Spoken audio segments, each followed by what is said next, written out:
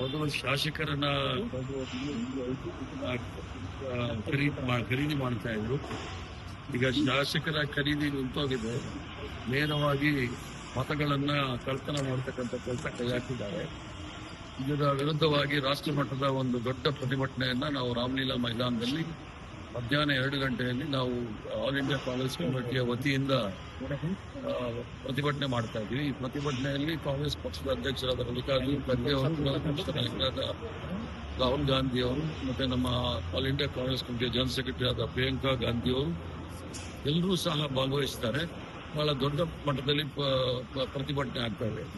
ಹರಿಯಾಣದ ಉಸ್ತುವಾರಿ ನಾನು ವಹಿಸಿರ್ತಕ್ಕಂಥದ್ದು. ಹರಿಯಾಣದಲ್ಲಿ 8 ಕ್ಷೇತ್ರದಲ್ಲಿ 23,000 ಓಟ್ಗಳನ್ನ ವ್ಯತ್ಯಾಸ ಮಾಡಿ ಅವ್ರು ಗೆದ್ದಿರ್ತಕ್ಕಂಥದ್ದು.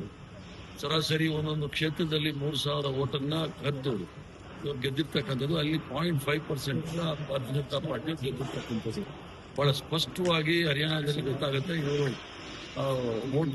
ಮತವನ್ನ ಕಳ್ತನ ಮಾಡಿದ್ದಾರೆ ಅಂತ ಹೇಳಿ. ಆದ್ರಿಂದ ಇದರ ವಿರುದ್ಧ ಭಾರಿ ಪ್ರತಿಭಟನೆ ಮಾಡ್ತಾ ಇದ್ವಿ. ಹರಿಯಾಣದಿಂದಲೂ ಸಹ ಸಹಸ್ರಾರು ಸಂಖ್ಯೆಯಲ್ಲಿ ಜನ ಬಂದು ಪ್ರತಿಭಟನೆಯಲ್ಲಿ ಪಾಲ್ಗೊಂಡು. ಸರ್, ಇವತ್ತು ಆಳಂದ ಮತಕ್ಷೇತ್ರಕ್ಕೆ ಸಂಬಂಧಪಟ್ಟಂಗೆ SIT ಕ್ಲಾಸಿಫೈ ಮಾಡಿದ್ದಾರೆ. ಅದರಲ್ಲಿ ಬಿಜೆಪಿ ಇವರಾಗಿದ್ದ ಅಭ್ಯರ್ಥಿ ಆಗಿದ್ದಂತ ಬಹಳ ಸ್ಪಷ್ಟವಾಗಿ ಕರ್ನಾಟಕ ರಾಜ್ಯದಲ್ಲಿ ಹಲವಾರು ಕ್ಷೇತ್ರದಲ್ಲಿ ಭಾರತೀಯ ಜನತಾ ಪಾರ್ಟಿಯವರು ಆ ವೋಟ್ ಚೋರಿ ಕೆಲಸವನ್ನು ಮಾಡಿದ್ದಾರೆ, ಮತ ಕಳ್ಳತನ ಅವರು ಮಾಡಿದ್ದಾರೆ.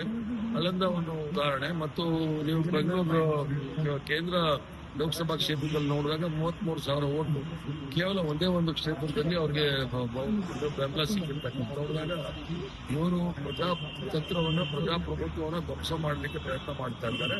ಪ್ರಜಾಪ್ರಭುತ್ವವನ್ನು ಉಳಿಸ್ಲಿಕ್ಕೆ ಮತ್ತು ಸಂವಿಧಾನ ಉಳಿಸ್ಲಿಕ್ಕೆ ದೊಡ್ಡ ಪ್ರತಿಭಟನೆ ನಾಳೆ ಮಾಡ್ತಾರೆ. ಸಿಎಂ DCM ಬರ್ತಾ ಇದೆ, ಏನಾದ್ರೂ ಚರ್ಚೆ ಆಗುತ್ತೆ ಸರ್? ರಾಜ್ಯದಲ್ಲಿ ಕುರ್ಚಿ ಸ್ವಾಗತ ಮಾಡ್ಲಿಕ್ಕೆ ನೀವೆಲ್ಲ ತಯಾರಿ ಮಾಡ್ತೀವಿ.